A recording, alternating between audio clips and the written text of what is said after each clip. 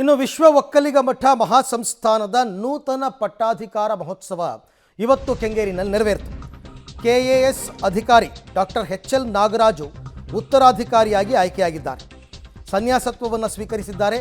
KAS ಅಧಿಕಾರಿ doctor ಎಚ್.ಎಲ್. Nagaraju Shri Kumara Chandrashekhara Swamiji ನಂತರ ಸಂಸ್ಥಾನ ಮಠಕ್ಕೆ ಪೀಠಾಧಿಪತಿಯಾಗಿ ಅವರು ಆಯ್ಕೆಯಾಗಿದ್ದಾರೆ. ಉತ್ತರಾಧಿಕಾರಿ ಕೆಂಗೇರಿಯ ವಿಶ್ವ ಒಕ್ಕಲಿಗ ಮಹಾಸಂಸ್ಥಾನ ಮಠದಲ್ಲಿ ಕಾರ್ಯಕ್ರಮ ನೆರವೇರಿತು. ನೂರಾರು ಶ್ರೀಗಳು ಒಕ್ಕಲಿಗ ನಾಯಕರ ಸಮ್ಮುಖದಲ್ಲಿ ಈ ಕಾರ್ಯಕ್ರಮ ನಡೆಯಿತು.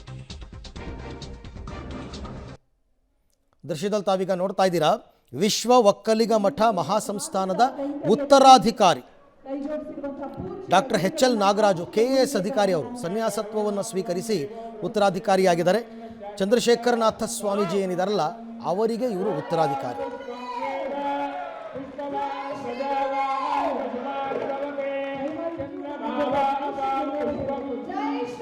ಇಂದಿನ ಕಾರ್ಯಕ್ರಮದ ಕೇಂದ್ರ ಬಿಂದು ನಮ್ಮ ನಿಶ್ಚಲಾನಂದನಾಥ ಸ್ವಾಮಿಗಳು.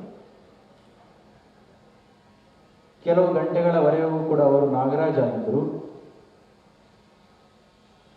ಈಗ ಗುರು ಸನ್ನಿಧಿಗೆ ಬಂದು ಸೇರಿದ ನಂತರದಲ್ಲಿ ನಿಶ್ಚಲಾನಂದನಾಥ ಸ್ವಾಮಿಗಳಾಗಿ ಪರಿವರ್ತನೆಯನ್ನು ಹೊಂದಿದ್ದಾರೆ. ಒಂದೇ ಜನ್ಮದಲ್ಲಿ ಆಗ್ತಾ ಇರ್ತಕ್ಕಂಥ ಒಂದು ಬದಲಾವಣೆ ಎಲ್ಲರಿಗೂ ಕೂಡ ಬರ್ತಕ್ಕಂತಹದ್ದಲ್ಲ. ದೈಹಿಕವಾಗಿ ತಂದೆ ತಾಯಿಗಳು, ಬಯಾಲಜಿಕಲ್ ಪ್ಯಾರೆಂಟ್ಸ್, ಅವರಿಗೆ ಅಪೇಕ್ಷೆಗಳು ಇರಬಹುದು ಮಗನ ಕಡೆಯಿಂದ. ಆದರೆ ಮನಸ್ಸಿನಿಂದ ಯಾರು ನೋಡ್ತಾರೋ ಮಾನಸಿಕ ಪುತ್ರನಾಗಿ, ಗುರುವಿನ ಮಗನಾಗಿ